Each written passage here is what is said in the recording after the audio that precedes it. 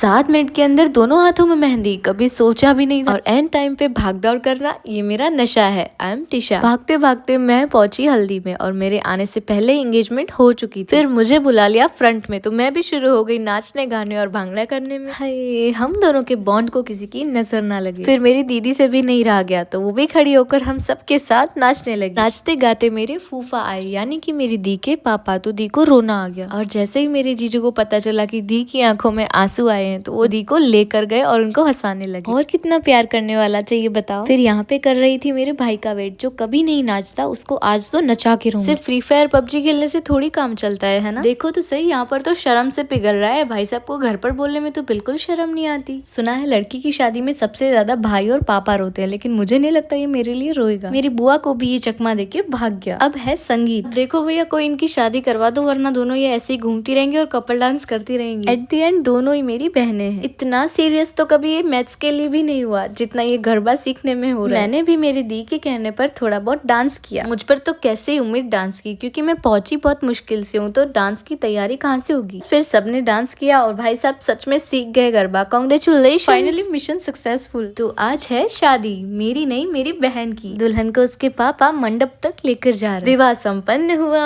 यार ये शादी में भी ना मिक्स फीलिंग होती है, एकदम प्याज की तरह। एड ऑन में अच्छा लगता है, लेकिन रोना भी बहुत आता है। अब मेरी बहन से बिल्कुल कंट्रोल नहीं हुआ, तो बहुत रोने लगी, लेकिन जीजू ने फिर से हंसा दिया। मैंने सोच के ही रखा था कि अगर मैं मिलने जाऊंगी तो ना ही मैं रोऊंगी और ना ही उसे रोने दूंगी। मैंने और जीजू ने सिर्फ उसको हंसाना है, क्योंकि कई बार दुल्हन की तबीयत बहुत ही खराब हो जाती है इसी वजह से कि वो सबसे दूर होने वाली है, सबको छोड़कर जाने वाली है। यही सोच सोच कर वो रोती है, क्योंकि बेटी पराई होती है। फिर चाहे कोई कितना भी बोल ले कि बेटी के तो दो दो घर होते हैं, लेकिन सच तो यही है कि बेटी जाती पराए घर में है और आती पराए घर से है। एक आखिरी बात बताती हूँ जो सच है, शादी का सबसे खूबसूरत पल विदाई होता है। पता है क्यों? क्योंकि जो हमें पसंद भी नहीं करते ना, वो भी हमें गले लगकर मिलने आते हैं। मैं सही हूँ या गलत, ये कमेंट में जरूर बताना। और मेरी दी को बहुत सारा प्यार मेरी तरफ से। बस ऐसे ही हमेशा हंसती रहो।